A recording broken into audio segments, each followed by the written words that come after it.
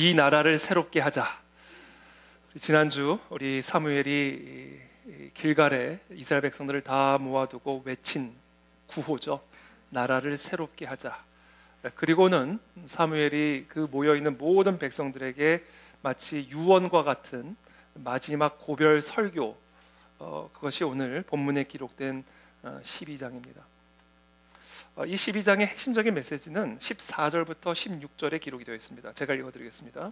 너희가 만일 여호와를 경외하여 그를 섬기며 그의 목소리를 듣고 여호와의 명령을 거역하지 아니하며 또 너희와 너희를 다스리는 왕이 너희의 하나님 여호와를 따르면 좋겠지만은 너희가 만일 여호와의 목소리를 듣지 아니하고 여호와의 명령을 거역하면 여호와의 손이 너희의 조상들을 치신 것 같이 너희를 치실 것이라. 너희는 이제 가만히 서서 여호와께서 너희 목전에서 행하시는 이 큰 일을 보라. 왕이 있고 없고는 중요한 게 아니다라는 거예요. 왕을 구할 수도 있고 또 왕이 때에 따라 필요할 수도 있고, 물론 의도가 진짜 좀 마음에는 안 들지만 너희가 사실은 나를 버리고 인간을 왕으로 세우고자 하여 왕을 택한 그 너희의 그 신중의 의도가 진짜 불쾌하기는 하지만, 그러나 그럼에도 불구하고 너희가 나를 참된 너희의 왕으로 여기고 나의 말씀, 내 명령을 듣고 행하면 그러면 반드시 축복하리라. 이게 언약입니다. 하나님의 언약 백성.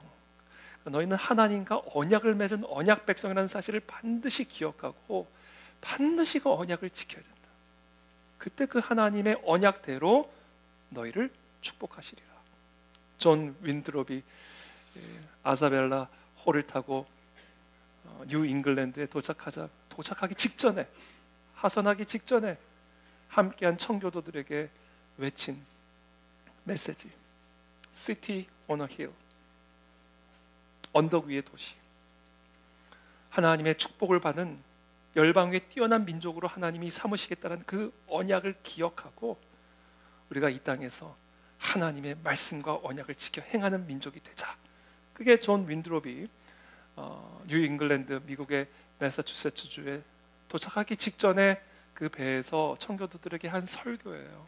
이게 청교도 사상의 핵심입니다. 언약. 그래서 저는 이 언약이란 표현보다 더 정확한 표현이 있고 더 알맞은 표현이 있는데, 언약이란 표현은요, 사실 그 언약이 담고 있는 그 무서운 메시지를 희석시키는 면이 있어요. 계약이에요. 계약. 하나님과 계약을 맺은 거예요. 이게 더 정확한 표현입니다. 여러분, 계약서는요, 저도 변호사 일을 할 때 계약서들을 참 많이 봤지만 콤마 하나에 따라 계약서의 내용이 달라질 수 있습니다. 이 계약서가 보통 무서운 게 아니에요, 여러분. 그래서 계약서를 쓸 때는 항상 변호사의 상담을 받으셔야 되는 겁니다. 그래 변호사도 먹고 살죠. 근데 그냥 그게 아니라 진짜예요. 문구 하나, 따옴표 하나, 이것에 따라 운명이 갈릴 수 있어요. 그게 계약이에요. 하나님과 이스라엘 백성들이 시내산에서 맺은 그 언약식은, 이건 계약을 체결한 거예요. 하나님과 이 백성들이. 이 계약은요, 쌍방의 의무와 책임들이 있는 겁니다. 그것을 신명기에서 모세를 통해서 하나님이 가나안 개척을 앞두고 모압 평지에 앉아있는 이스라엘 백성들에게 선포하고 또 선포하고, 창세기부터 요한계시록까지 하나님의 언약 백성들에게 말씀하시고 또 말씀하시고 또 말씀하시는 내용입니다. 너와 나는 계약을 맺은 계약 관계다. 이 계약이란 개념이 비즈니스 용어다 보니까 그것을 조금 더 순화된 언약이라는 표현으로 쓰기는 하지만 본질은 계약이에요. 계약. 그래서 저와 여러분들이 하나님의 백성이 되었다라는 얘기는 그 계약의 상대자인 하나님의 그 계약 조건을 반드시 실행해야 할 의무가 있고, 그 의무를 우리가 온전하게 이행하지 않을 때 받게 되는 대가들이 반드시 있다는 것을 엄중하게 경고하고 있는 것이 바로 계약 사상, 언약 사상이에요. 반대로 그러나 그 하나님의 그 언약을 우리가 하찮게 여기지 않고 정말 거기에 내 생명이 달려있고 내 운명이 달려있음을 기억하고 그 언약, 그 계약을 충실하게 듣고 청종할 때 그때 비로소 우리가 하나님의 백성이라는 사실을, 하나님의 자녀라는 사실을 반드시 경험하게 될 것이고 반드시 드러내게 될 것이다. 이게 청교도 사상의 핵심, 종교개혁 사상의 핵심인 언약, 계약 사상입니다. 이것이 새로워질 때 나라가 새로워지는 거예요. 이것이 새로워질 때 우리의 인생이 새로워지고 교회가 새로워지는 겁니다. 저는 우리 그래서 그 안에 진리교회 우리 모든 성도들, 아니 이 나라 이 민족의 모든 성도들, 하나님의 언약 백성들이 다시 다 길갈에 모여 살아계신 하나님의 이 말씀 앞에 겸손하게 무릎을 꿇고 토시 하나, 단어 하나 허투루 가볍게 대하지 않고 여기에 내 생명이 달려있고 내 운명이 달려있는 것이다 라는 사실을 믿고 말씀 앞에 살아가는 그런 저와 여러분들이 되시기를 예수님의 이름으로 축복합니다.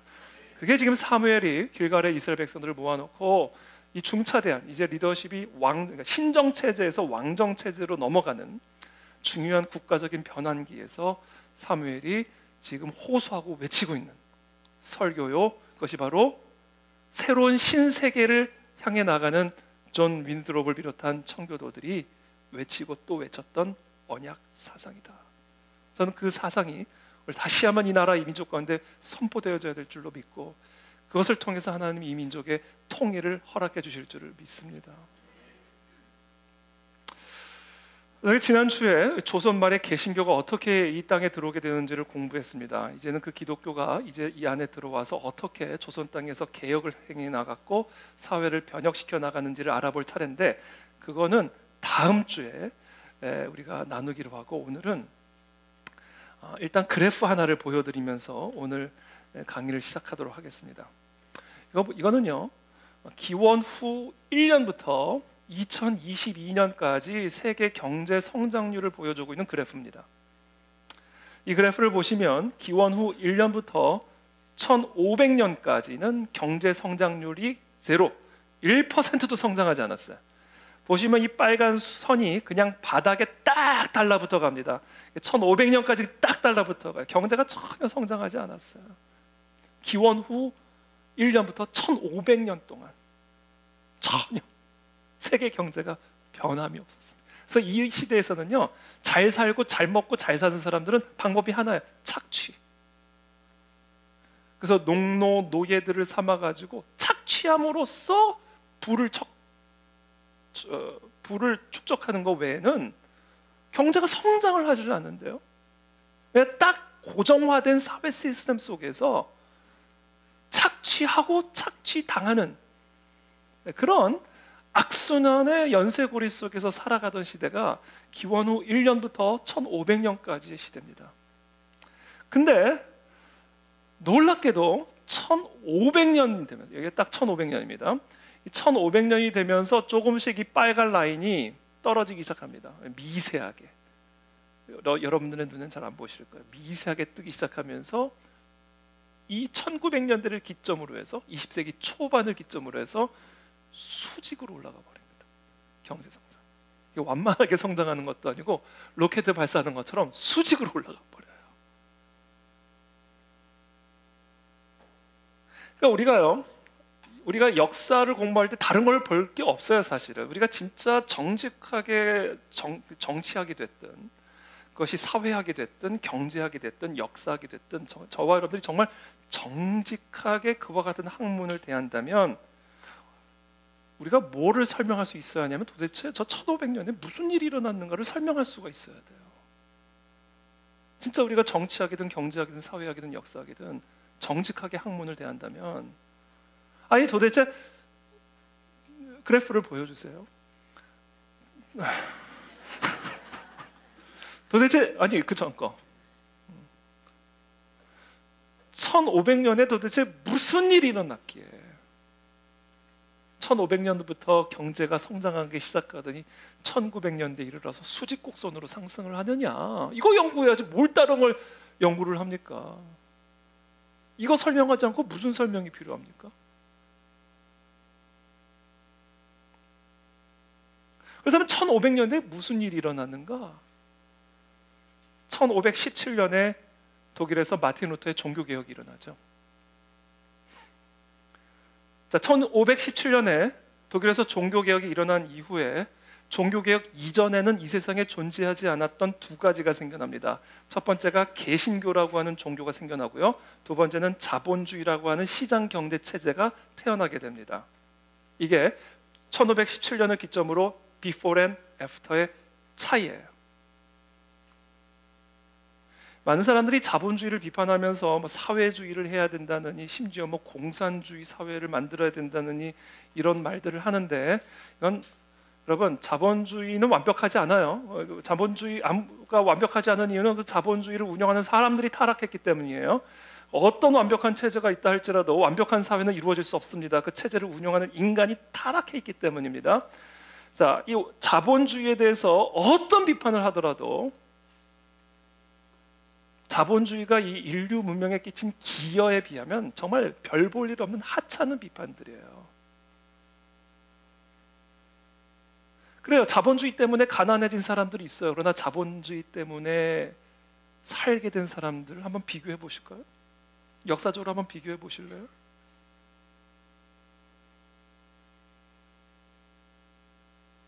자본주의를 아무리 욕을 해도 그냥 이 그래프 하나 보여주면 끝나는 거예요. 그래서 이 그래프를 다 스마트폰 바탕화면에 깔아놓으시기로 이거 하나 보여주면 끝나는 겁니다. 이거는 대한민국의 경제 성장 그래프입니다. 이건 대한민국의 그래프예요. 이건 GDP per capita예요. 1820년부터, 그전 자료는 없기 때문에 1820년부터 대한민국의 경제 성장을 지금 기록을 해놨는데, 그래프를 보시면요, 1870년이에요. 1870년이 우리가 대한민국이 820달러예요. GDP per capita가 820불입니다. 근데 정확하게 1870년을 기점으로 해서 그래프가 올라가기 시작해요.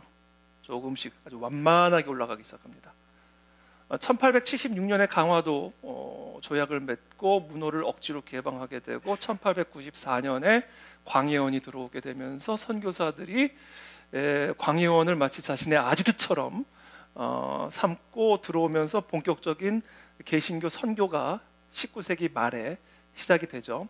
어쨌든 간에 1870년대에 이랬어요. 그러다가 1911년이 되면 대한민국의 GDP per capita가 1108불로 약 300불 정도가 뜁니다.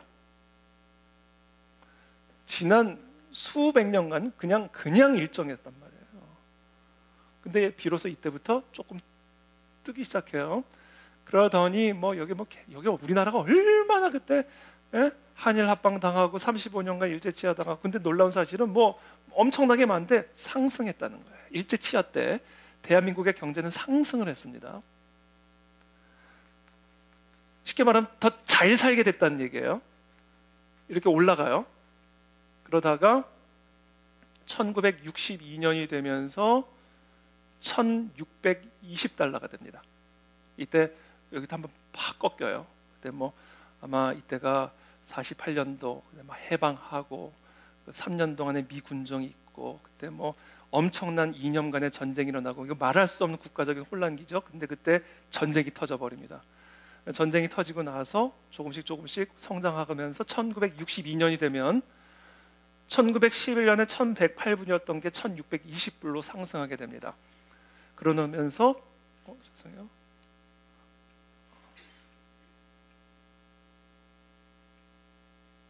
근데 그때 세계 경제 성장률은 이거예요. 대한민국은 저렇게 된 겁니다.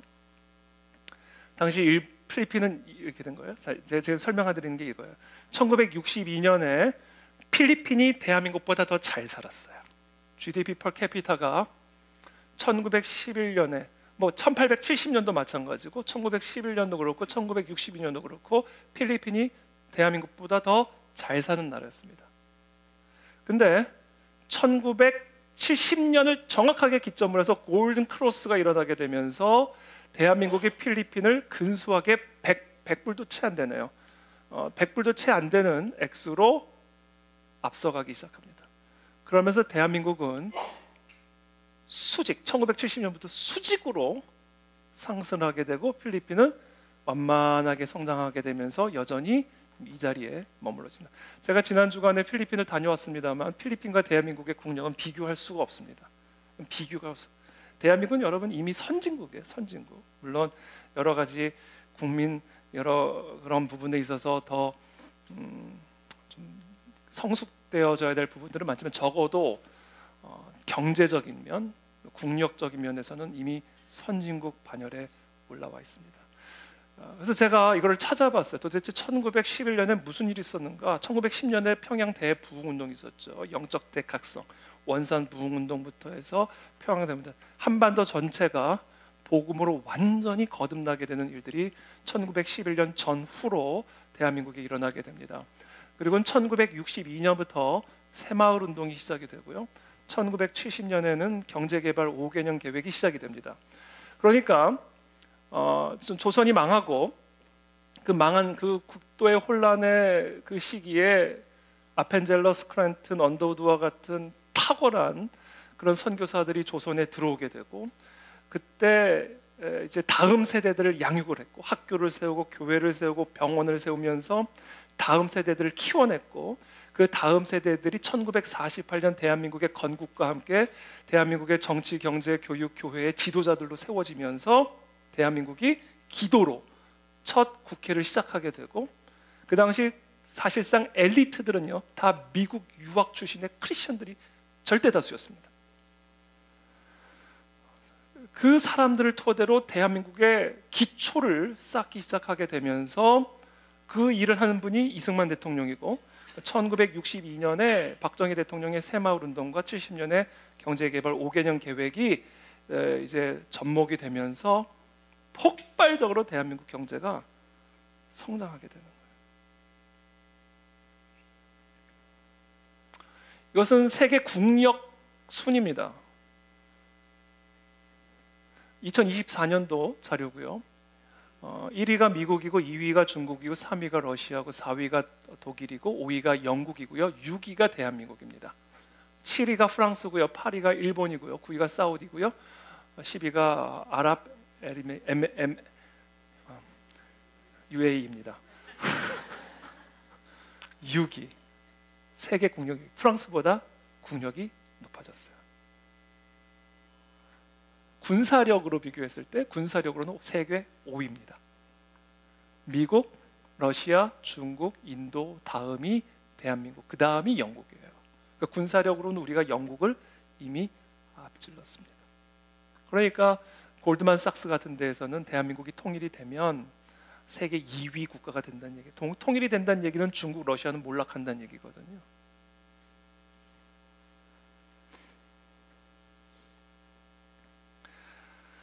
자, 우리 대한민국의 역사는 물론이거니와 이 인류 역사에 지난 500년 동안의 이 놀라운 경제, 1500년까지 미동도 하지 않던 세계 경제가 도대체 무슨 일이 있었기에 1500년대를 기점으로 해서 폭발적으로 수직 상승을 할 수 있었을까? 이것을 무엇으로 설명할 수 있을까? 말씀드린 것처럼 1517년 종교개혁 이전에는 없었던 개신교라고 하는 종교가 탄생했고 그 개신교를 받아들인 국가에서 탄생한 자본주의 시장경제 사상, 이 개신교와 자본주의의 탄생이 세계 경제의 폭발적인 성장의 핵심적인 이유라고 보고 이 둘 사이에 아주 긴밀한 연관성을 발견한 사람이 바로 독일의 사회학자 막스 베버입니다. 우리가 학문을 솔직하게 대하면 이와 같은 결론에 도달할 수밖에 없어요. 이 막스 베버가 이 프로테스탄티즘의 윤리와 자본주의 사상이라고 하는 이 책에서 전개한 핵심적인 주장은 16세기 종교개혁 이후에 탄생한 프로테스탄티즘과 자본주의의 탄생 사이에는 밀접한 연관성이 있으며 이 프로테스탄티즘과 자본주의가 폭발적인 세계 경제 성장의 핵심적인 이유다라고 결론을 내립니다. 바로 그 프로테스탄티즘과 자본주의가 통으로 조선 땅에 상륙하게 된 거예요. 19세기 말에 하나님의 주권적인 섭리 속에서 구한말 조선이 약해질 대로 약해진 그 틈을 타서 개신교가 조선 땅에 상륙하게 됐고, 하나님은 35년간 나라를 잃어버린 이 민족의 극도의 혼란과 고난을 사용하셔서 이 민족의 영혼이 성령으로 거듭나게 하시는 놀라운 영적 각성을 일으키셨습니다. 그리고 하나님께서는 그와 더불어 아펜젤러, 스크랜튼, 언더두와 같은 선교사들을 이 땅에 보내주셔서 이승만, 안창호, 서재필, 김환란과 같은 이 민족의 다음 세대들을 성경적 세계관과 자유민주주의 사상, 시장경제 사상으로 교육하고 무장시키셨어요. 바로 그들이 1948년에 이 땅에 새롭게 세워진 대한민국의 정치, 경제, 문화, 예술, 교육, 교회의 지도자들로 세워지게 되면서 대한민국은 지난 70년 동안 급속한 근대화와 폭발적인 경제 성장, 그리고 기적적인 교회 성장을 이루게 된 것입니다. 대한민국의 현대사를 솔직하게 대하는 사람이라고 한다면 이와 같은 결론에 도달할 수밖에 없습니다. 그러므로 이제 우리가 무엇을 질문을 해야 되냐면, 도대체 이 개신교라는 종교가 도대체 어떤 종교이기에, 아니 반만년 지긋지긋한 비극적인 운명에 사로잡혀 있던 이 조선 민족의 운명을 끊어내고 이런 나라로 만들어낼 수 있었는가? 도대체 개신교란 종교가 어떤 종교이기에 서구의 그 잘난 20대 젊은이들이 목숨 걸고 생명 걸고 듣도 보도 못한 조선이란 땅에 들어와서 병원 세우고 학교 세우고 교회를 세우는 이런 일들을 도대체 왜 한 것인가? 도대체 개신교란 종교가 뭔가? 대한민국의, 아니 전 세계 모든 학자들은 이걸 연구해야 돼요. 그리고 이 진리를 누구에게든 어떤 민족에게든 적용만 하면 그 민족도 세계 열방의 뛰어난 민족이 되는 겁니다. 그게 하나님의 약속입니다. 그게 개신교 사상이에요. 그게 언약 사상입니다.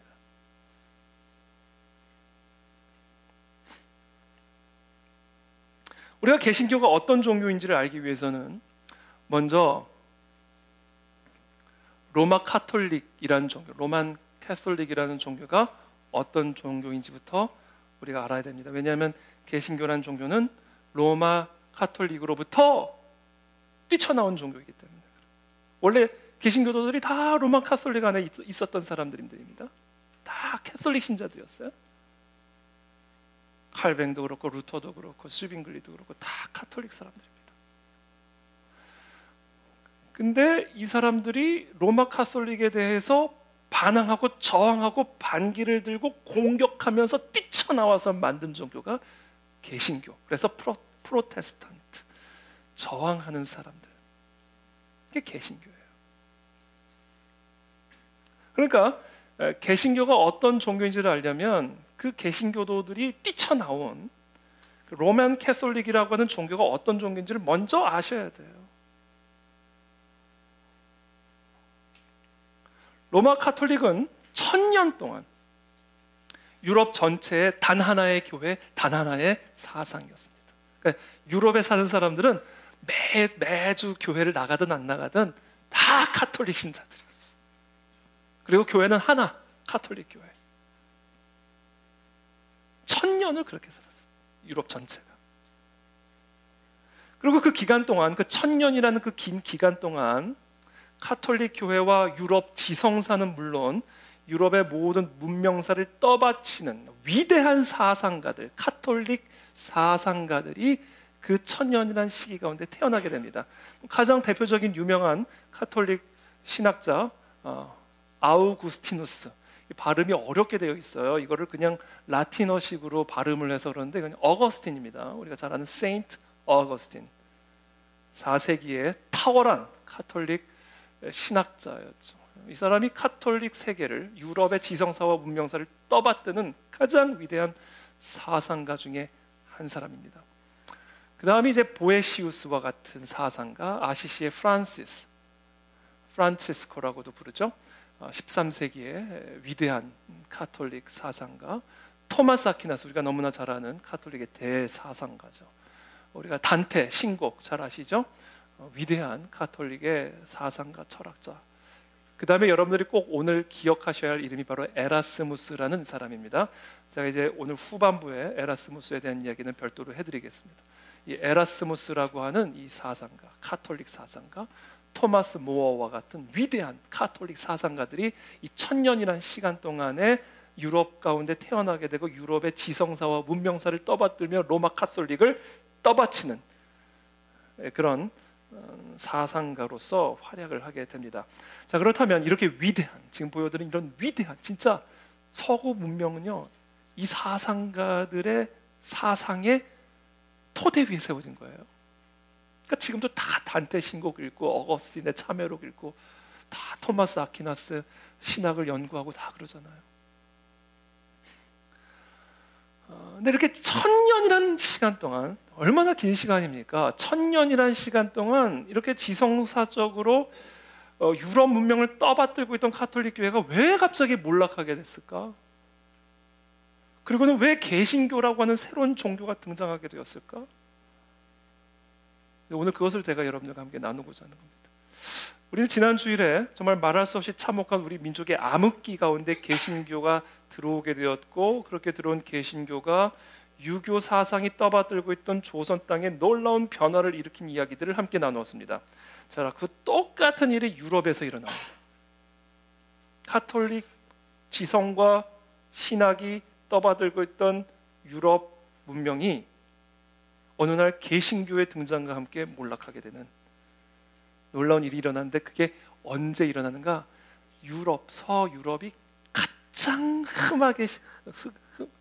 흑암의 시기에 있을 때, 가장 암흑의 시기에 있을 때, 그런 놀라운 개신교의 탄생과 영적 각성 운동들이 일어나게 됩니다. 이거는 그냥 원리예요. 그냥 외우셔야 돼요. 248 외우듯이 고난이 있어야 각성이 일어나는 거예요. 이거는 그냥 영적인 공식입니다. 그게 조선 땅에서도 그랬고 유럽 땅에서도 그랬어요. 그러면 당시 카톨릭 교회가 몰락하게 되는 그 배경이 되어지는 유럽의 그 지독하게 어두운 흑암의 시기는 어떤 시기였는가? 그게 5가지인데요. 첫 번째는 유럽의 대기근이 일어납니다.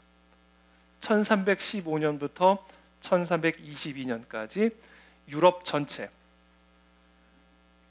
사실 기근은 중세 유럽에 항상 있어 왔어요. 그러나 이렇게 유럽 나라 전체가 통으로 기근에 휩싸인 적은 거의 없었습니다. 그런데 이 1315년부터 유럽 전체에 어떤 곳도 예외가 없이 대기근이 불어닥치게 되면서 유럽 전체 인구의 15%가 감소합니다.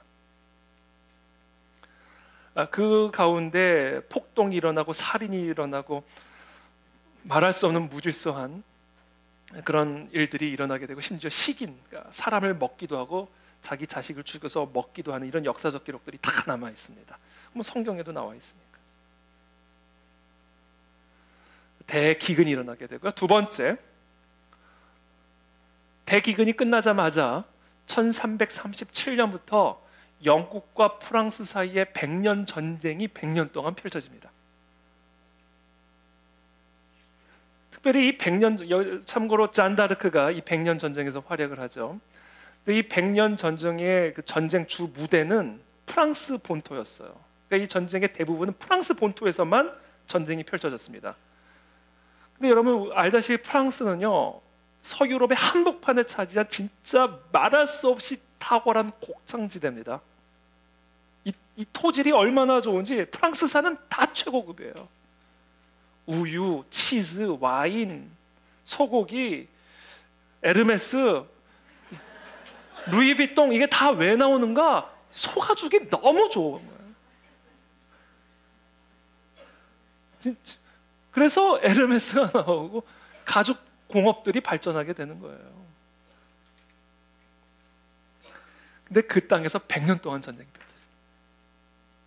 그러니까 프랑스는 물론 유럽 전체가 초토화가 되는 겁니다. 그 당시 뭐 비행기 타고 프랑스 옵니까?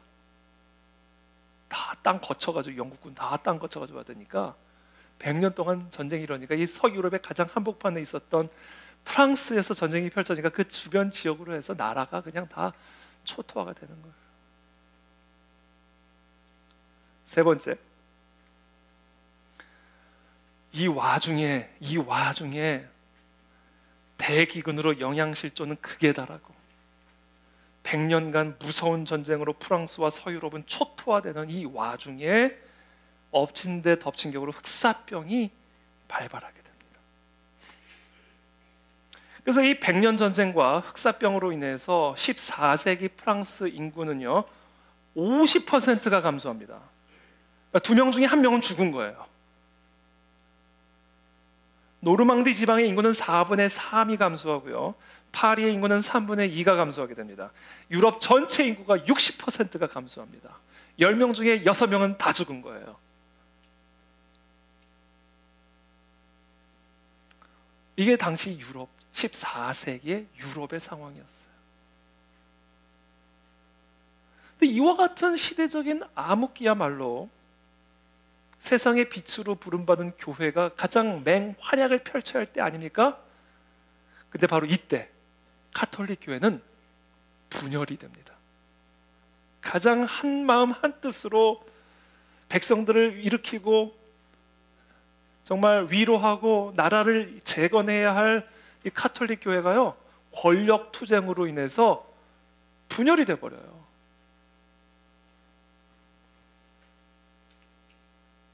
대분열. 아비뇽 유수 얘기 들어보셨죠? 아비뇽 유수, 여기가 아비뇽에 있는 교황 성당입니다. 1309년 교황 클레멘트 5세가 교황청을 로마의 바티칸에서 프랑스 아비뇽으로 옮겨버립니다. 1309년에 그러면서 아비뇽 유수가 시작이 된 거예요. 그리고는 1377년 교황 그레고리 1세 때까지 교황청, 로만 카톨릭의 교황청이 프랑스 아비뇽에 위치해 있었는데 1377년에 그레고리오 11세가 교황이 되면서 교황청을 다시 로마로 옮깁니다. 그러면서 아비뇽 유수가 끝이 나지만 이 그레고리오 11세가 로마로 돌아오자마자 1년 만에 죽어요. 그래서 그 다음 교황이 선출이 되는데 그 사람이 우르바노 6세라는 사람입니다. 자, 이 우르바노 6세가 1378년에 로마의 새 교황으로 세워지면서부터 교회가 대분열을 일으키기 시작합니다. 무슨 일이 일어나게 되냐면 우르바노 6세가 새 교황으로 선출이 되니까 당시 프랑스 아비뇽에서 약 70년 동안 권력을 잡았던 프랑스 추기경들이 이탈리아 출신의 우르바노 6세가 교황으로 선출된 것에 대해서 반대하기 시작해요. 이미 70년 동안 프랑스 아비뇽에 있으면서 자기 세력을 프랑스 추기경들이 구축해 놓은 거예요. 그런데 갑자기 이탈리안 교황이 선출이 되니까 그것에 대해서 반발하면서 제네바 출신의 클레멘스 7세를 새로운 교황으로 자기들끼리 선출을 해버려요. 그렇다고 우르바노 6세가 전임 교황이 순순히 자신의 교황직을 내려놓을 리가 있겠습니까? 하야를 거부하고 그래? 그럼 난 프랑스 아비뇽으로 다시 갈 거야. 그러고는 아비뇽으로 갑니다. 다시. 그리고 이 클레멘스 7세는 로마에서 교황이 되고 그리고 이 우르바노 6세는 아비뇽으로 가서 아비뇽의 교황이 됩니다. 그래서 교황이 둘이 되는 거예요. 이게 로마 카톨릭 교회가 하나의 교황으로 한 몸이 되어야 되는데 아비뇽 교황과 로마 교황으로 두 갈래로 분열이 되어지는 그런 일들이 일어나게 되는 겁니다. 자, 그러자 1409년, 세월이 한참 지나서 1409년에 이대로는 안 되겠다 해서 피사 공의회가 개최가 되고요. 당시 아비뇽의 교황으로 있었던 베네딕트 13세, 로마의 교황으로 있었던 그레고리오 12세를 이 피사 공회가 다 물러나, 다 사임해 이렇게 하고 그 대신에 알렉산더 5세를 새로운 교황으로 선출을 하지만 이 사람도 10개월 만에 죽습니다. 그리고 나서 다시 요한 23세가 새로운 교황으로 선출이 돼요. 그랬더니 이 로마에 있었던 교황과 아비뇽의 교황이 새로운 교황이 선출됐으니까 이제 우리는 물러나자, 이게 아니라 우리는 인정할 수 없어. 그렇게 되는 바람에 교황이 총 3명이 됩니다.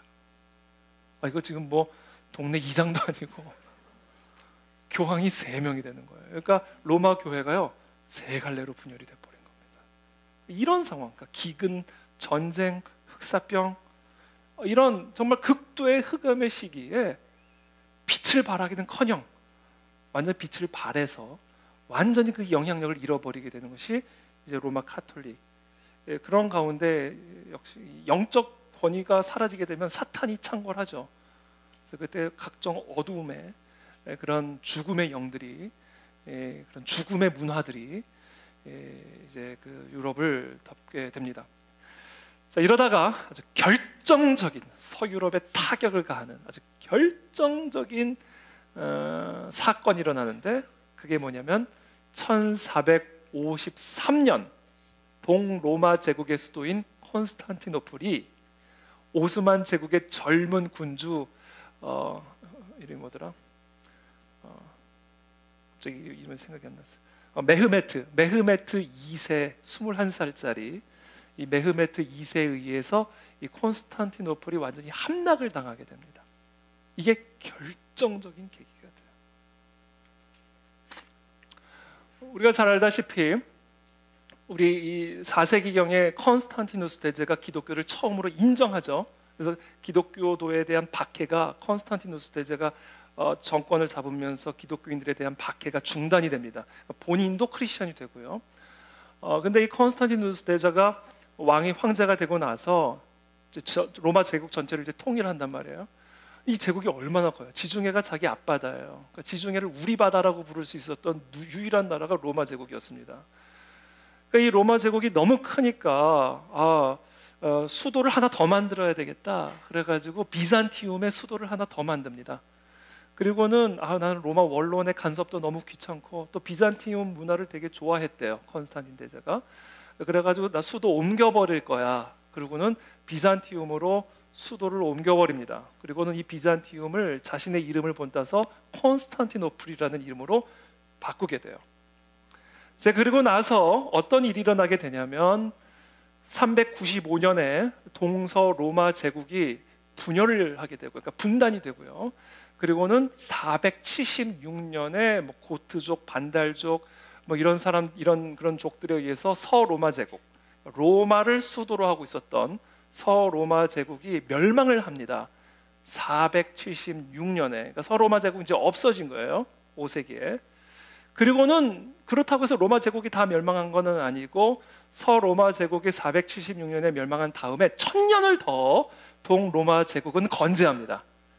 비잔틴과 콘스탄티노플을 수도로 한 동로마 제국은 계속해서 1000년 이상을 더 건재하게 되는 거예요. 그게 이제 로마의 큰 역사적인 상황인 것이죠. 메흐메트 2세가 콘스탄티노플을 함락하는 그런 장면을 그림으로 지금 기록해 놓은 그림입니다. 자, 이제 이런 일들이 이제 일어나게 된 거예요. 근데 놀라운 사실은 이제 여기서부터 이제 하고자 하는 건데, 놀라운 사실은 이 오스만 제국은 메흐메트 2세에 의해서 콘스탄티노플이 함락을 당하게 되는데, 이 콘스탄티노플의 함락이요 서유럽의 놀라운 축복이 됩니다. 이게 역사의 세속적인 사람은 아이러니라고 말하지만 우리는 뭐라 그래요? 하나님의 주권적인 섭리. 우리나라가 다 망했잖아요. 나라를 빼앗겼잖아요. 35년을. 근데 그게 우리나라에 사실은 놀라운 축복의 씨앗들이 잉태가 되는 암흑기는 암흑기예요. 그걸 미워할 생각은 전혀 없어요. 그러나 그 암흑기 안에 하나님의 놀라운 주권적인 씨들이 뿌려지고 자라가기 시작한 때가 바로 그 민족적인 암흑기예요. 유럽도 똑같아요. 기근이 일어났죠. 백년전쟁이 일어났죠. 흑사병이 일어났죠. 교회는 완전히 분열이 돼버렸죠. 그런 상황에 동로마, 마지막 남아있었던 기독교 문명의 근간이었던 동로마 제국은 이슬람 제국에 의해서 완전히 패망을 당해버렸죠. 더 이상 기독교에 무슨 희망이 남아있어요? 서유럽에 무슨 희망이 남아있습니까? 근데 그 콘스탄티노플의 함락이 서유럽에 놀라운 축복이 됩니다. 콘스탄티노플이 이 이슬람 제국에 의해서 함락을 당하게 되면서, 역사적인 결론으로 넘어가 버리면 과정 다 생략하고, 콘스탄티노플이 함락이 되면서 서유럽에 르네상스가 시작이 되고요, 인문주의가 시작이 됩니다. 이게 뭔지 좀 이따 설명드릴게요. 그리고 이 르네상스와 인문주의가 콘스탄티노플의 함락으로 인해서 생겨나게 되면서 중세 유럽의 봉건사회 체제가 몰락을 하게 되고 근대 사회의 탄생을 촉발시키는 획기적인 전환점이 됩니다. 그리고 더 놀라운 사실은 이 인문주의와 르네상스를 통하여 종교 개혁이 일어나게 됩니다. 그러니까 결론적으로 얘기를 하면 이슬람 제국에 의해서 기독교 마지막 남아있었던 기독교 제국 동방정교, 이것들이 완전히 다 함락당하고 이슬람화 되어지는 완전한 나락에 떨어졌을 때 그 속에서 르네상스가 시작이 되고 인문주의가 시작이 되고 종교개혁이 일어나게 되면서 로마 카톨릭은 붕괴하게 되고 개신교가 일어나게 되는 거예요. 그래서 꿈쩍도 안 하던 세계 경제 성장률이 1500년대를 지나가면서 수직으로 상승하게 되는 놀라운 재탄생의 역사가 바로 이 콘스탄티노플의 함락으로부터 시작이 됐다라는 사실을 여러분들이 반드시 기억해야 됩니다. 그래서 제가 이거를 이렇게 정리를 했어요. 한번 다 같이 한번 읽어보겠습니다. 시작. 앞으로 결정타를 맞은 서유럽의 위기가 하나님의 주권적인 섭리 속에서 르네상스와 인문주의를 촉발시키는 계기가 되었고, 그것으로 인해 종교개혁이 일어나 로마 카톨릭 교회가 무너지고 개신교가 탄생하게 되었다. 그리하여 결국 중세 봉건사회 체제가 몰락하게 되고 근대 사회가 태동하게 된다. 그러니까 사실 근대 사회의 태동은요, 콘스탄티노플의 함락으로부터 시작이 된 거예요.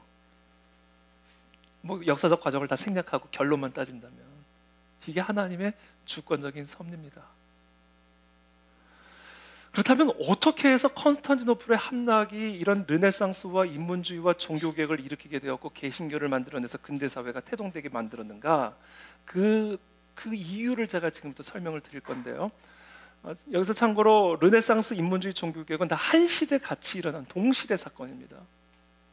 일단 그것을 마음에 딱 한쪽에 저장을 해두고, 이 콘스탄티노플의 함락이 어떻게 르네상스와 인문주의 운동과 종교개혁을 일으키게 되었는지를 제가 지금부터 설명을 드리도록 그렇게 하겠습니다. 476년에 서로마 제국이 멸망을 하게 되죠. 저 빨간 표시해둔 데가 서로마 제국이고 보라색 표시가 되어 있는 데가 동로마 제국입니다. 이 두 제국이 동로마, 서로마로 분열이 되면서 서로마 제국의 수도는 로마가 되고 동로마 제국의 수도는 비잔티움, 콘스탄티노플이 되죠. 나중에 그것을 오스만 제국, 메흐메트 2세가 함락하면서 이스탄불로, 이슬람의 이름으로 그 도시를 개명하게 됩니다. 이때 우리가 알아야 될 사실이 뭐냐면 476년에 서로마가 망했잖아요. 동로마만 있었다고요. 당시 서로마 사람들은요, 라틴어를 썼던 사람들이고요. 그래서 서로마 교회를 라틴 처치라고 얘기를 합니다. 반면에 동로마 사람들은 어떤 언어를 썼었을까요? 그리스 언어를 썼었습니다. 그래서 그리스 정교, 동방 정교는 이 우측 동로마 제국에서 이제 발전하게 되는 거예요. 근데 476년에 서로마 제국이 멸망을 당하잖아요. 특별히 이게 395년에는 분할이 되잖아요. 분리가 되잖아요. 그러다가 서로마 제국은 망해버렸다고요. 그리고는 1000년 동안 동로마만 존재했단 말이에요. 이 1000년이라는 시간 동안에 저 서로마 제국, 이제는 서유럽 사람들이죠. 저 서로마 제국에 살던 사람들이 그리스어를 다 까먹어버려요. 그러니까 그리스어를 다 잊어버려요. 1000년이라는 시간이 단절이 되니까. 그러니까 라틴어만 쓴 거예요. 미사도 라틴어로만 하고 성경도 라틴어로만 읽고 그리스어를 완전히 잃어버리게 됩니다. 여러분, 우리나라도 제주도만 가도요 전혀 알아듣지 못하는 언어들을 씁니다. 이 조그만 나라도 산 좀 있다고 해가지고 방언들 있잖아요. 사투리들 있잖아요. 그러니까 저 거대한 제국이 양쪽으로 딱 분할이 되면서 1000년 동안 교류가 없으니까 저 서로마 제국의 사람들이요 사실상 원래 자신들의 문명의 뿌리가 다 그레코 로만 문명인데 그리스어를 다 까먹어버려요. 라틴어만 쓰게 됩니다.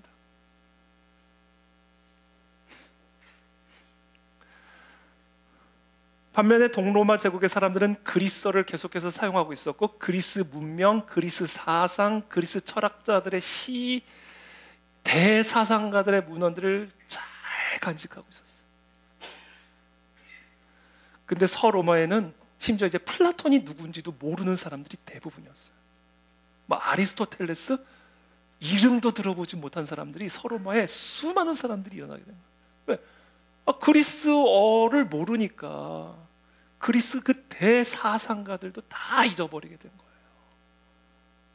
근데 콘스탄티노플이 함락이 되면서 네흐메트 2세가 동로마 제국을 치고 들어오면서 그 동로마에 살던 많은 동로마의 지식인들, 사상가들, 그리스인들이 대거 서유럽으로 옛 서로마 제국 쪽으로 대거 망명을 하기 시작한 거예요. 살기 위해서. 마치 우리 전쟁 터졌을 때, 한국전쟁, 6.25 전쟁 터졌을 때 북한에 있던 우리 많은 목사님들, 크리스천들이 공산 독재 치하를 피해서 다 월남했던 것처럼 동로마에 살던 그 지식인, 사상가, 종교인, 사제들이 다 서유럽 쪽으로 짐을 싸가지고 도망가기 시작한 거예요. 근데 그때 그냥 몸만 간 게 아니라 동로마 제국에 잘 간직되고 보존되었던 그리스 대사상가들의 문헌들을 다 가지고 간 거예요.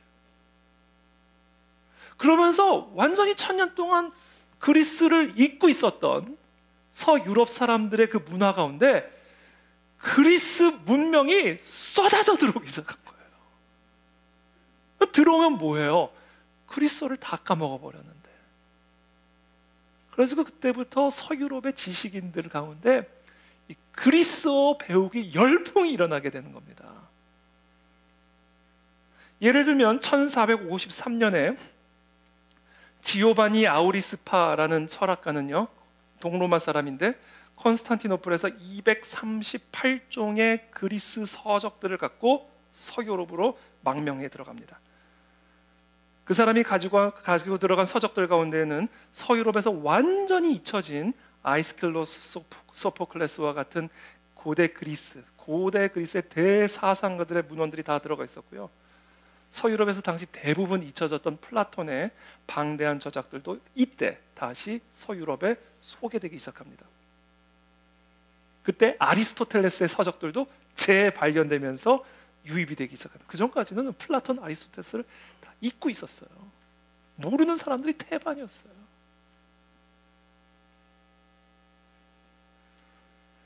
그러면서 이 사람들이, 이 서유럽의 지식인들이 이제 그리스어를 이제 배우기 시작한 거예요. 이게 엄청난 지식들이 홍수처럼 몰려든 거예요. 그동안 자기들이 완전히 잊고 있었던 기가 막힌 사상가들의 철학과 사상들이 들어오기 시작한 거예요. 그래서 이 사람들이 그리스어를 이제 공부를 해가지고 이제 그리스어를 가지고 이제 플라톤의 저작들을 난생 처음 보기 시작한 거예요. 1000년 동안 잊어졌던 아리스토텔레스의 그 대사상가의 문헌들을 처음으로 그 원어로 그리스어로 읽기 시작한 거예요. 그러면서 이 사람들이 충격을 받게 돼요. 아니, 우리 이 로마 카톨릭 교회와 서유럽을 떠받치고 있던 지성 중의 지성, 우리의 어거스틴이 보니까 플라톤의 영향을 받았던 거예요. 나는 어거스틴이 전부고 어거스틴이 다인 줄 알았는데 그동안 그리스어를 알고 그리스 문헌을 보니까 아니, 어거스틴이 태어나기도 훨씬 전에 존재했던 고대 그리스의 대사상가들의 철학 세계가 열리게 되었고, 당시 우리가 이 로마 카톨릭 서유럽을 떠받치고 있던 위대한 사상가들이라고 생각했던 사람들이 다 고대 그리스 사상가들의 영향을 받은 사람들이었다. 대표적인 사람이 어거스틴이에요. 어거스틴은 플라톤주의자였죠.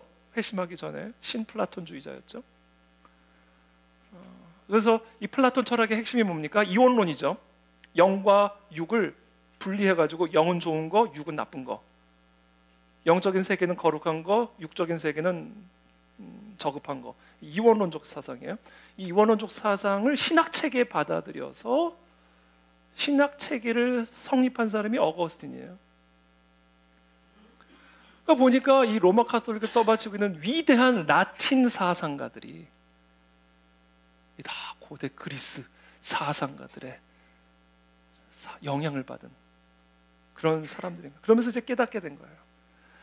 당시 서유럽의 사람들은 1000년 동안 동로마 제국과 단절된 상태를 살아가면서 라틴 세계 안에만 갇혀 살면서 중세 우리 유럽이 온 세상의 전부라고 믿고 살아왔던 사람이에요.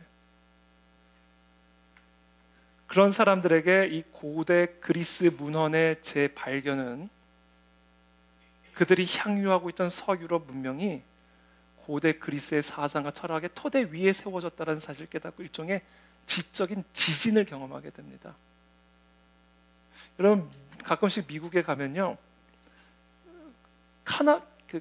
캐나다가 어디 있는지 모르는 사람들이 있습니다. 자기 머리 위에 캐나다가 있잖아요. 캐나다가 어디 있는지 모르는 사람들이 있어요.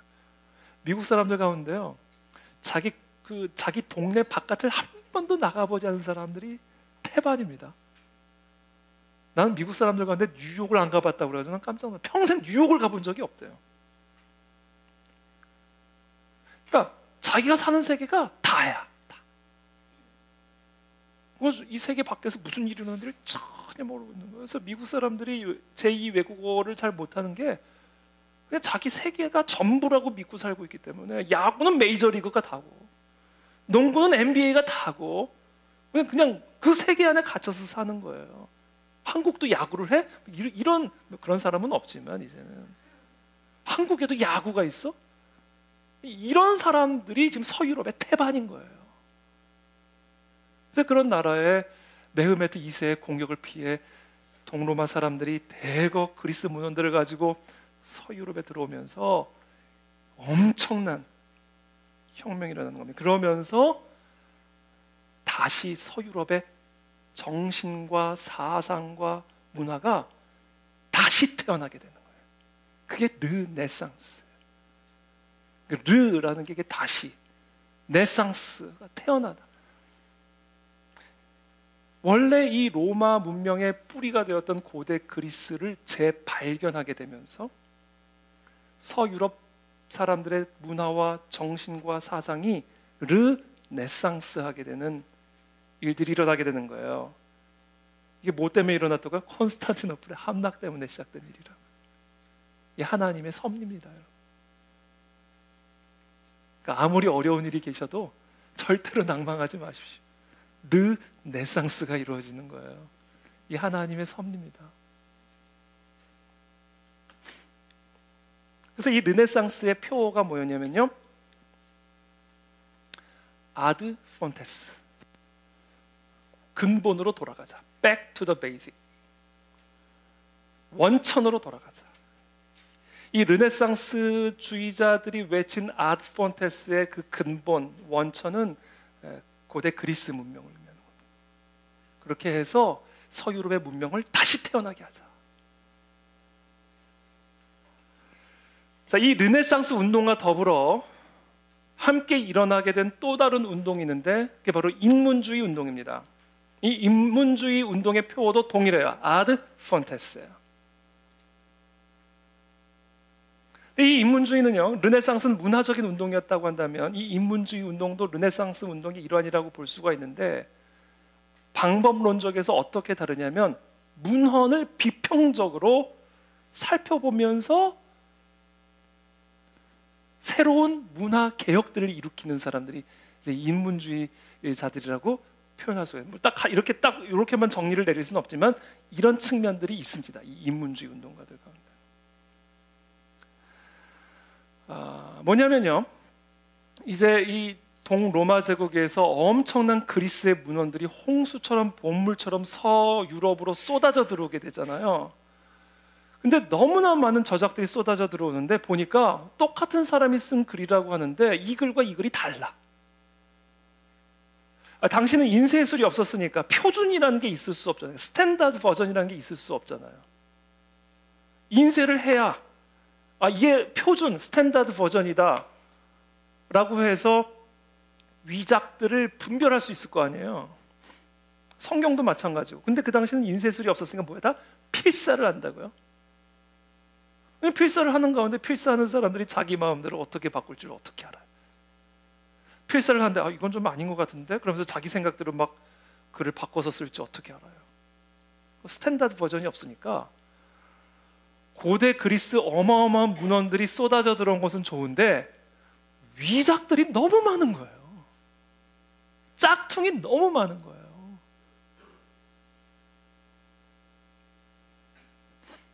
그래서 어떤 움직임들이 일어나게 되냐면 이건 진짜와 위작들을 분별할 수 있는 문헌적 고증, 이게 진짜냐 아니냐라고 하는 이 문헌적 고증을 위한 비평적인 사고들이 일어나기 시작하는 거예요.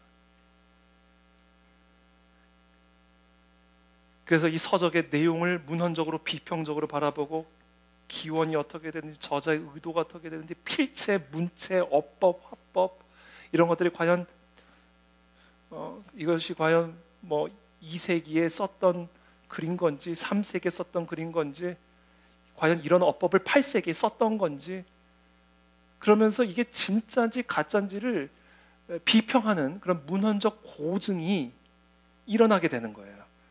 그것이 바로 인문주의 운동이에요. 인문주의 운동. 이건 똑같이 예컨대 예를 들어서 똑같이 아리스토텔레스가 썼다고 그러는데, 예를 들면 똑같은 제목으로 똑같은 아리스토텔레스가 쓴 글인데 달라. 그럼 고증을 해야 될 거 아니에요. 뭐가 진짜인지를. 그 고증 비평들이 이제 인문주의자들에 의해서 일어나게 되는 거예요.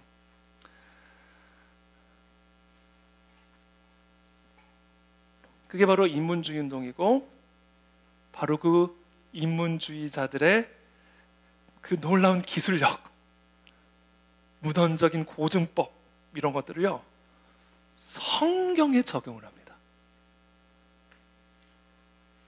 그러면서 엄청난 일들을 하게 되는데 이제 제가 그 이야기들을 할 거예요.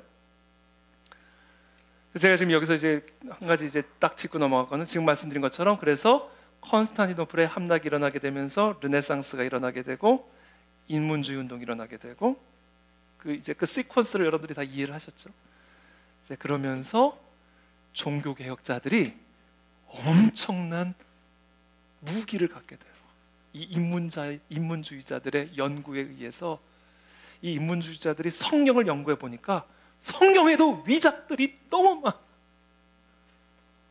번역의 오류들이 너무 많아. 이거를 이 인문주의자들이 성경을 연구하고 비평적으로 바라보면서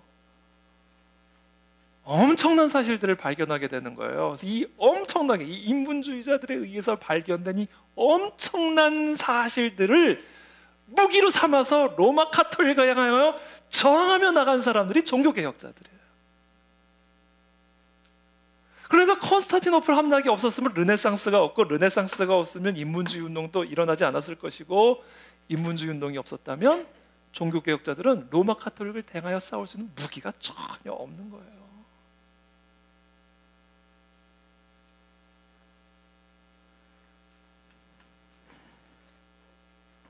그래서 르네상스, 인문주의, 종교개혁은 다 같은 시대에 일어난 거고요. 한 시대에 일어난 거고요. 그래서 예컨대 뭐 르네상스의 대표적인 예술가 레오나르도 다빈치, 대표적인 인문주의자 에라스무스, 아까 말씀드렸죠. 그 다음에 미켈란젤로, 마틴 루터, 라파엘, 잔 칼뱅, 이 사람들이 다 동시대 사람들이고, 르네상스, 인문주의, 종교개혁의 아주 위대한 지도자로 쓰임받은 사람들입니다. 자, 이 인문주의자들에 의해서 이제 무엇들이 발견이 되게 되냐면 위작들을 발견하게 돼요. 위작들, 가짜가 발견됩니다. 대표적인 예가 콘스탄티누스의 기증이라고 하는 문서예요. 지금 이 그림은 이제 제목자가 라파엘이 그린 그림인데, 라파엘이 그리고 제자가 완성했다고 하는데, 지금도 저 교황 바티칸 궁전에 가면 걸려 있다고 합니다. 이 컨스탄티누스의 기증, The Donation of Constantine이라고 하는 제목의 유화가 걸려 있는데, 이 그림을 가만히 보시면 지금 이 왼쪽에 여러분들이 잘 안 보이시겠지만 로마 황제 컨스탄티누스 대제가 4세기에 기독교를 인정해준 컨스탄티누스 대제가 교황 실베스트로 1세에게 무릎을 꿇고 있는 모습을 그리고 있습니다. 이 모습이 어떤 것이냐면 지금 이 컨스탄틴 대제가 이 실베스트로 1세 교황에게 서로마 제국 전체를, 로마 제국이 지금 반으로 분할되잖아요. 동로마, 서로마가 있잖아요. 서로마, 자기는 이제 컨스탄티노플로 가서 거기만 다스리고 교황님께서 서로마 제국 전체를 다스려달라는 통치권을 기증하는 그 문서가 컨스탄티누스의 기증이라는 문서인데, 그 문서의 영감을 받아서 라파엘로가 지금 이 그림을 그린 거예요.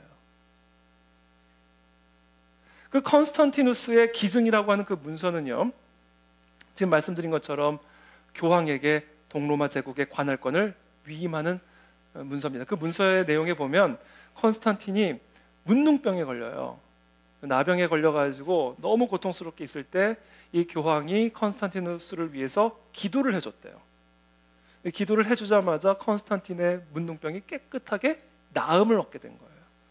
그래서 그 너무나 감사한 마음으로 로마 제국의 반을 교황께서 다스릴 수 있도록 관할권을 기증한다라는 그런 내용의 문서고, 그 문서에서 영감을 받아 그린 그림이 지금 보여드린 바로 그런 그림입니다.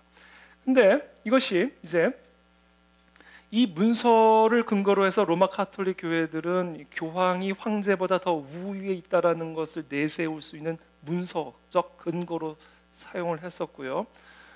그리고 특별히 서로마 제국을 관할하거나 통치할 수 있는 그런 권리가 이미 컨스탄틴에 의해서 기증받았다라는 것을 주장하는 근거로 사용했었단 말이에요. 그런데 인문주의자들이 이 문서를 문헌적으로 비평해보기 시작한 거예요. 이게 진짜냐 아니냐, 이 문서가 고증을 해보기 시작하니까 이게 4세기에 쓰여졌다고 하는, 컨스탄틴 때니까 4세기에 쓰여졌더라고 하는 이 문헌을 가만히 문헌적으로 비평을 해보니까 이게 8세기의 글들인 거예요.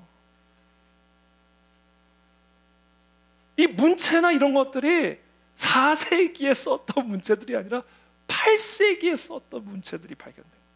그래서 3명 정도의 인문학자들이 동일하게 그것을 정확하게 발견을 해냅니다.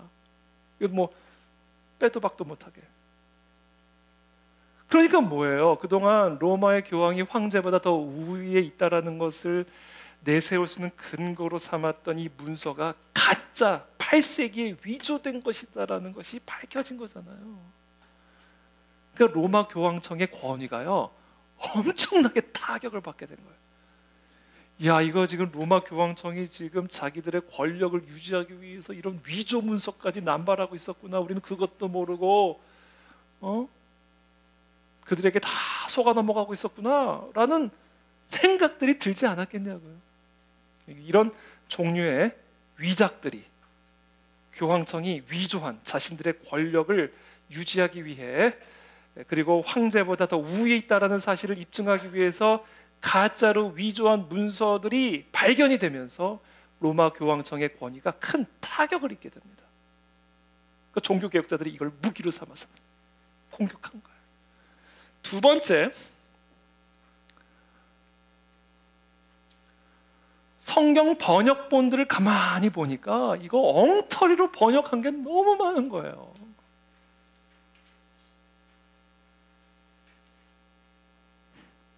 일단 여기서 여러분들이 일단 우리가 그냥 기독교인으로, 크리스찬으로서 그냥 상식선상에서 우리가 알고 있으면 좋은 거니까 한번 여러분들 잘 들어보세요. 뭐냐면 기원전 2세기경에 기록된 그 히브리어, 그러니까 구약 성경은 다 히브리어로 기록이 되어 있잖아요. 원어가 구약 성경은 히브리어입니다. 그 히브리어 구약 성경을 그리스어로 번역한 성경이 있어요. 그러니까 그리스어 구약 성경. 그것을 70인역이라고 말합니다. 70인역 성경. 아마 여러분 들어보셨을 거예요. 서투이전 영어로는. 이게 바로 기원전 2세기경에 번역된 그리스어 구약 성경입니다. 근데 그 70인역 성경을 라틴어로 번역을 한 사람이 저기 나오는 히에로니무스라고 하는데 이 발음이 다 어렵게 해놨어요. 그냥 제롬, 영어 발음으로 제롬으로 부를게요. 이 제롬이 4세기, 5세기에 저 70인역 성경을 그리스어로 번역된 구약 성경과 신약 성경, 신약 성경은 원래 그리스어로 기록이 되어 있으니까 그것을 라틴어로 번역을 합니다. 그리고 그 라틴어로 번역된 성경을 불가타, 벌게이트 성경이라고 부릅니다. 이 불가타라는 것은 이 라틴어로 커먼, 대중적인 성경이라는 의미예요. 이 벌게이트 성경이 이 제롬이라고 하는 성인인데요. 이 사람에 의해서 번역이 완성이 돼요. 근데 인문주의자들이 이 벌게이트 성경, 이 당시 벌게이트 성경은 지난 1000년 동안 서유럽 사람들이 유일하게 봤던 단 하나의 버전이었어요. 1000년 동안 모든 유럽 사람들이 다 제롬이 번역한 라틴어 성경을 보고 있었단 말이에요. 근데 이 인문주의자들이 1000년 동안 서유럽 사람들이 항상 바라봤던 벌게이트 성경을 가만히 문헌적으로 비평을 해보니까 이 번역상의 오류들이 얼마나 많은지. 그러니까 예를 들면 이런 거예요. 70인역 성경에서 70인이 번역을 했다고 해서 70인역입니다. 그러니까 기원전 2세기 히브리어 구약 성경을 그리스어로 번역할 때 오류가 있었단 말이에요. 번역의 오류가. 근데 제롬이 그 그리스어 70인역 성경을 라틴어로 번역을 할 때요, 그 오류를 그냥 그대로 라틴어로 번역한 거예요. 모르니까 자기가 그게 오류인지 아닌지를 어떻게 알아요? 그러니까 그대로 라틴어로 번역을 했단 말이에요. 근데 이 인문주의자들이 이 불가타 성경을 가만히 보니까 이제 그리스어도 할 수 있고 라틴어도 할 수 있고 보니까 이건 뭐 엉터리 번역들이 뭐 천진 거예요. 이 불가타 성경에 1000년 동안 로마 카톨릭 라틴 교회를 뒷받침했던 이 불가타 성경, 벌게이트 성경이 오류 천진 거예요. 한 예를 들어 드릴게요. 그런데 로마에 가면 저도 가보지를 않아 가지고 로마 산 피에트로 인 빈콜리 성당이라는 곳이 있대요. 내가 강의 준비하면서 내년엔 꼭 로마를 갔다 와야 되겠다는 생각이 들더라고요. 그 성당에 이제 르네상스 최고의 예술가였던 이 미켈란젤로의 모세상이 있습니다. 1505년에 교황 율리오 2세가 죽으면서 미켈란젤로에게 유언처럼 남기가 나를 위해서 무덤을 좀 이렇게 꾸며달라 해가지고 그 요청에 따라 만든 조각상이 바로 이 모세상입니다. 여러분들이 이 모세가 잘 안 보일 거예요. 그래서 제가 확대해 드렸습니다. 이게 모세예요. 이게 미켈란젤로가 지금 조각한 모세상입니다. 근데 여러분 가만히 보시면 지금 저 모세 머리에 나는 저게 머리가 삐죽삐죽 지금 새치가 뜬 건 줄 알았어요. 근데 새치가 뜬 게 아니라 뿔이에요. 뿔. 모세 머리에 뿔을 만들어 놨어. 도깨비도 아니고. 아니 교황 무덤이 장난입니까? 모세가 장난입니까? 왜 모세 머리에 뿔을 달아놨을까요? 도깨비처럼. 너무 기가 막힌 일이잖아요. 무슨 일이 있었냐면요, 출애굽기 34장에 보면 이스라엘 자손이 모세의 얼굴에 광채를 보므로 모세가 여호와께 말하러 들어가기까지 다시 수건으로 자기 얼굴을 가렸더라. 모세가 시내산에 가서 십계명 받아올 때 하나님하고 오랜 시간 동안 있으니까 얼굴에서 광채가 났다, 이렇게 기록이 되어 있어요. 여러분, 광채를 의미하는 그리스어의 어원과 뿔을 의미하는 그리스어 어원이 같아요.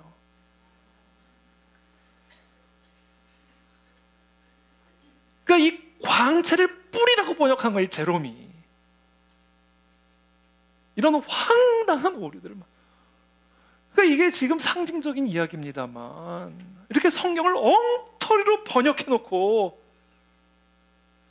2000년 동안 로마 카톨릭 사람들이 그런 엉터리 성경 위에 자신들의 삶을 세워놓은 거예요. 그래서 뿔 달린 모세를 믿고 있었다고. 당시 서방교회에 있던 모든 사람들은 모세 머리에 뿔 난 줄 알고 있었다니까요. 그러니까 저런 조각상을 교황 무덤 앞에 만들어 놓죠.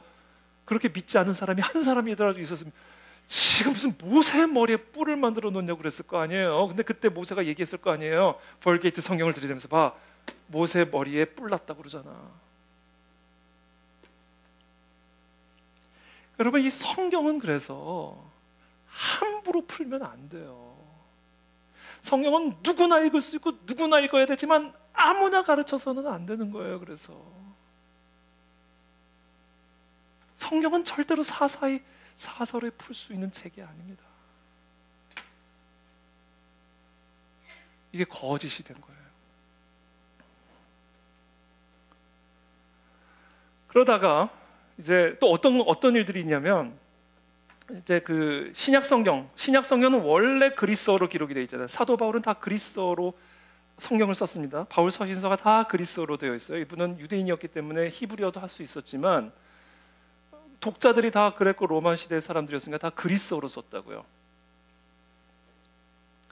근데 벌게이트 성경들은 다 라틴어로 기록이 되어 있잖아요. 라틴어로 바울의 서신서를 읽어보니까 이게 뭐 다 점잖은 라틴어, 저는 라틴어를 전혀 모릅니다만 점잖게 절제된 언어로 바울의 서신서를 다 번역해 둔 거예요.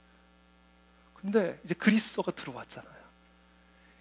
이제 인문주의자들이 그리스어로 바울의 서신서를 원어로, 바울이 쓴 그 원어로 읽어보니까 이 바울의 입이요 보통 걸진 사람이 아닌 거예요. 아니 거의 욕만 안 했지. 아니 이게 진짜 사도 바울이 한 말이라고? 얼마나 논쟁적이고 얼마나 공격적이고 사안에 따라 얼마나 긴박하고 절박하게 피를 토하는 글들을 썼는지 사도 바울의 그 생생한 목소리를 듣기 시작하게 된 거예요. 그 전까지는 아주 절제되고 정제된 라틴어로 사도 바울의 서신서를 읽을 때는 뭐 그냥 읽다가 그 부분에서 사도 바울이 피를 토하고 있는 걸 알게 된 거예요. 그냥 대수롭지 않게 그냥 넘겼던 그 라틴어 사도 바울의 그 말씀 한 구절에 사도 바울이 그냥 막말을 쏟아놓고 있는 것들을 보게 되는 거예요. 야, 이게 단순한 일이 아니었구나. 이거 가볍게 여길 문제가 아니었구나. 그러면서 영적인 각성들이 일어나게 되는 거예요.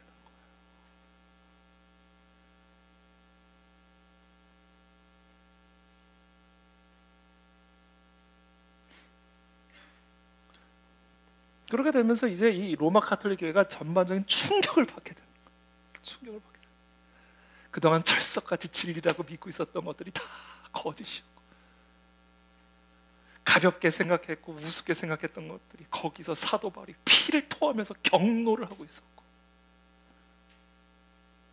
그래서 이게 잔잔한 라틴 교회에 완전히 조약돌을 던지면서 소동을 일으키고 소요를 일으키는 일들이 일어나기 시작한 거예요.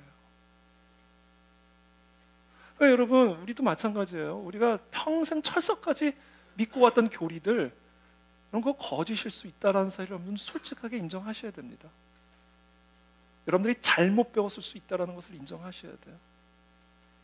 성경이 다시 살아나가지고요, 정말 우레와 같이 우리의 영혼들을 깨우는 말씀이 돼야 그동안 내가 평생 모세 머리에 뿔난 줄 알고 생각해봤던 우리의 거짓된 믿음, 거짓된 그 믿음의 토대 위에 세워진 거짓된 삶, 이런 것들이 근본에서부터 무너지니까 개혁이 일어나게 되는 거예요. 물론 고통스럽죠. 평생 그걸 믿어왔는데 아니라니까. 성경이 없으면 아닌 거죠. 또 한 가지 뭐가 문제냐면요, 그러니까 이 에라스무스가, 아까 말씀드린 그 인문주의자 에라스무스가 이제 1516년에 성경을 편찬해요. 그래서 이래가지고는 안 되겠다. 지금 이래가지고는 큰일이다. 그래서 성경을 번역을 해가지고요, 어떻게 하냐면 그리스어 원문과 라틴어 원문을 대조할 수 있는 대조 성경을 최초로 만듭니다. 우리도 지금 한영 성경 있잖아요. 비교하라는 거예요. 그러니까 당신들이 직접 읽고 비교하라는 거예요. 대조 성경을 펴내요. 1516년 신약 성서만.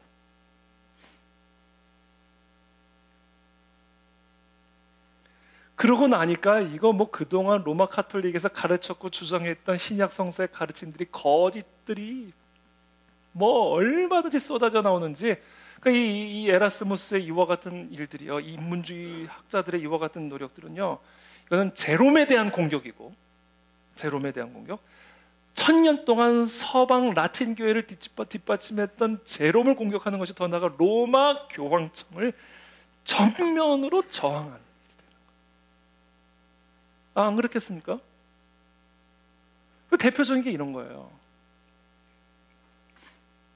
마태복음 3장 2절 함께 한번 읽어보겠습니다. 시작. 회개하라, 천국에 가까웠습니다. 마태는요, 이거를 그리스어로 메타노이테라는 그리스어를 썼습니다. 그래서 그리스어로 메타노이테라는 단어는 repent, 회개하라, 돌아오라 이거예요. 돌아오라. 이게 유턴이에요, 유턴. 돌아와라. 이게 회개하라, 메타노이테. 마태가 쓴, 예수님이 하신 말씀을 들은 마태가 쓴 헬라어 그리스어 원어입니다. 근데 이 그리스어 원어를 제롬이, 히에로니무스 이제 제롬입니다. 제롬이 4세기에 라틴어로 어떻게 번역을 했냐면 푸에니텐티암 아지테. 뭔 얘기인지 모르지만 이 라틴어로 번역을 했는데, 이 라틴어의 의미가 뭐냐면 그냥 단순히 confess, 고백하라. 그래가지고 이 제롬의 이 번역을 근거로 해서 고해성사가 나온 거예요. 고해성사하면 다 된다는 거예요. 고해성사. 고백하라 그랬다는 거예요, 예수님이. confess 하면 된다는 거예요. 아니에요. 예수님이 마태에게 하신 말씀은 아니에요. 돌아와라, repent. 예수 그리스도께로 와야 된다는 얘기예요. 예수 그리스도께로 와야 그 예수 그리스도의 대속의 피로 죄의 씻음을 받는다. 그리스도께로 돌아와라. 이게 repent, 메타노이테. 근데 그것을 제롬이 그냥 confess.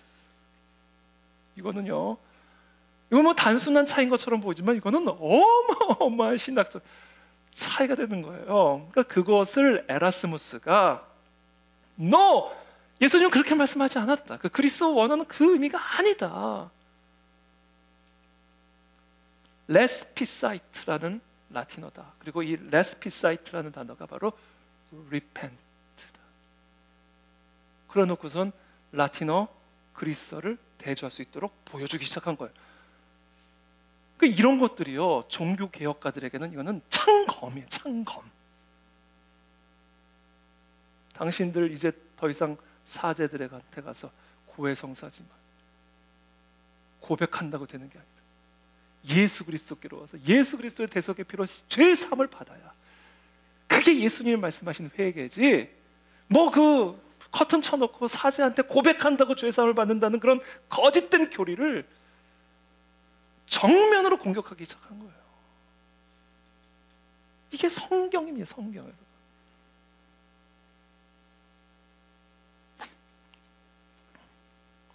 또 함께 읽어보겠습니다. 누가복음 2장 51절 시작. 들어가사 나사렛에 이르러 순종하여 받드시더라. 그 어머니는 이 모든 말을 마음에 두니라. 네, 이제 거의 끝나갑니다. 예수께서 함께 내려가사 이렇게 돼 있잖아요. 그래서 마리아가 예수님과 함께 내려갔다는 얘기예요. 그러니까 이 본문 말씀을 가지고 당시 로마 교황청들은, 로마 카톨릭은 말도 안 되는 의역을 해놓습니다. 그러니까 당시 로마 카톨릭들이 이 마리아를, 성모 마리아를 우상화하기 위해서, 신격화하기 위해서 어떤 방법을 사용했냐면 의역을 그렇게 사용해요. 의역. 성경에서 정확하게 말하고 있지 않은데 자기 마음대로 상상의 나래를 펴서 성모 마리아를 신격화하는 신학 체계들을 구축해왔다. 그 대표적인 예가 이거예요. 예수께서 함께 내려가서, 예수님과 함께 내려가서 나사렛에 이르러 순종하여 받으시더라. 봐, 마리아는 항상 예수님과 함께 계셔. 그러니까 마리아에게 기도를 하면 마리아가 우리의 기도를 예수님에게 전구해줘. 이 전구라고 하는 신학적 교리가 세워지는 거예요. 이 전구라고 하는 건 이거예요. 성모 마리아를 위시한 여러 성인들이나 천사들을 통해 하나님에게 간접적으로 전달하는 기도. 하나님은 좀 멀리 느껴지잖아. 예수님도 좀 멀리 느껴지잖아. 그러니까 마리아에게 기도해. 베드로에게 기도해. 그러면 예수님과 함께하는 마리아가 우리의 기도를 예수님에게 다 보고해 주실 거야. 이 간접 기도. 이게 엉터리죠, 엉터리. 그러니까 지금 이런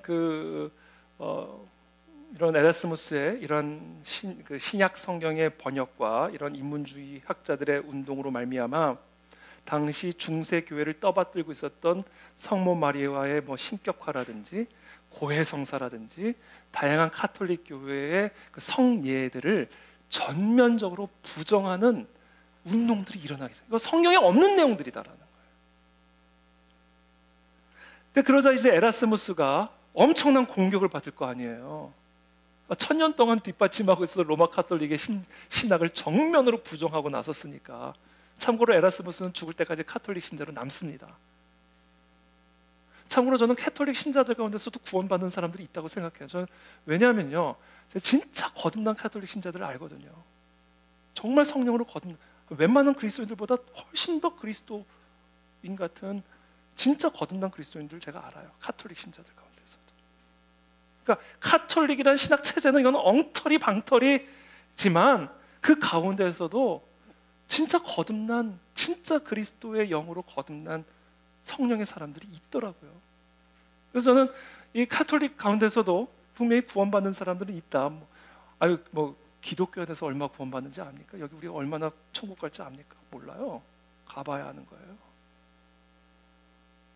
다 구원 못 받아요.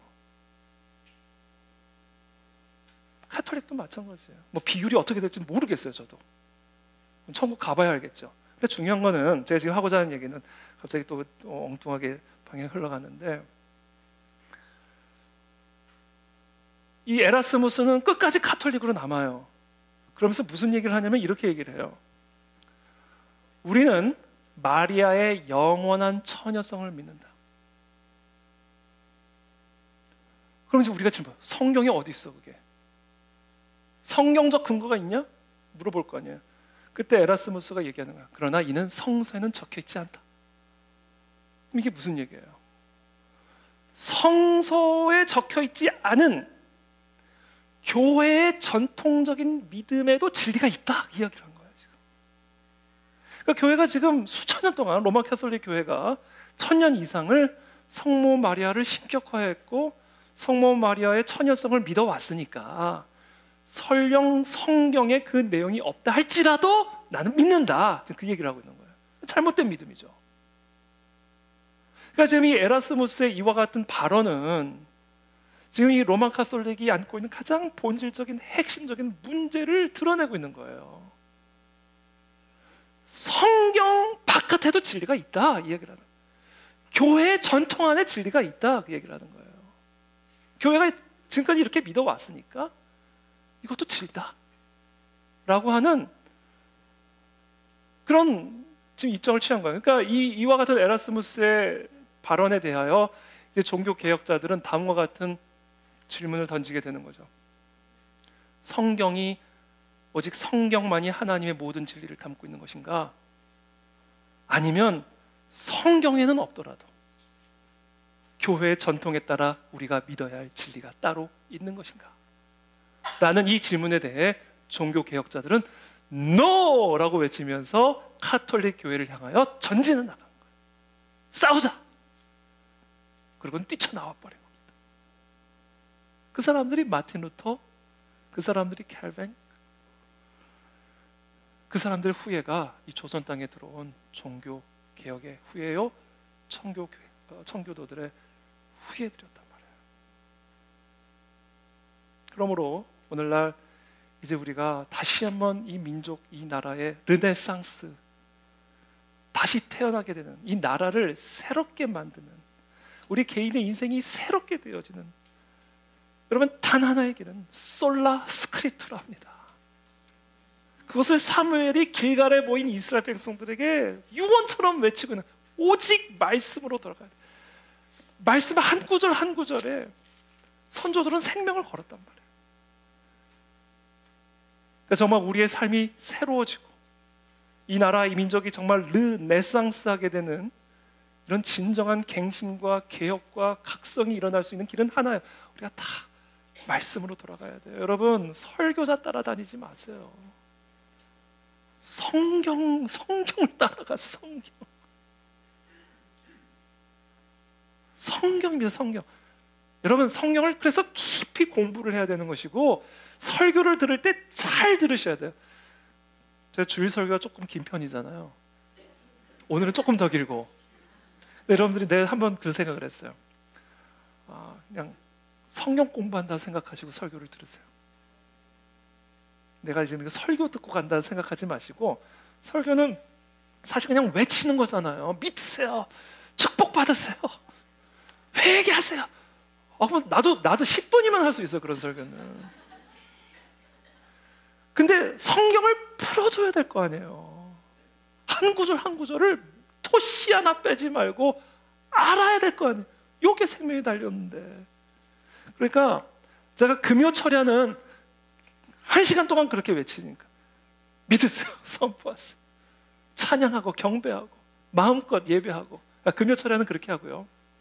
주일 예배는 공부한다 그렇게 생각하고 성경 공부한다. 지금 사무엘상 뛴다 이번에. 나 이번 사무엘상 강해 설교 딱 지나고 나면 사무엘상은 나도 강의할 수 있다. 그렇게 생각하시고 필기하시고 공부하시고 성경을 깊이 들어가셔야 돼요. 거기서부터 생명이 나오고 회복이 나오고 치유가 나오는 겁니다. 그러니까 성경의, 그러니까 설교에 그런 설교가 좀 드라이하게 느껴질 수는 있어요. 근데 성경은 하나님의 말씀입니다. 재미있으라고 설교 듣는 거 아니고, 뭐 감동받으려고 말씀 듣는 거 아니고, 지금 당장 내 마음에 어떤 뭐 위로를 받기 위해서 성경 보는 거 아닙니다. 성경은 하나님의 말씀. 그 말씀 앞에 우리의 모든 생각, 마음, 모든 것들을 굴복시키고 꺾는 게, 그게 우리의 자세. 그때 진짜 르네상스가 우리 가운데 일어날 줄을 믿습니다. 기도하겠습니다.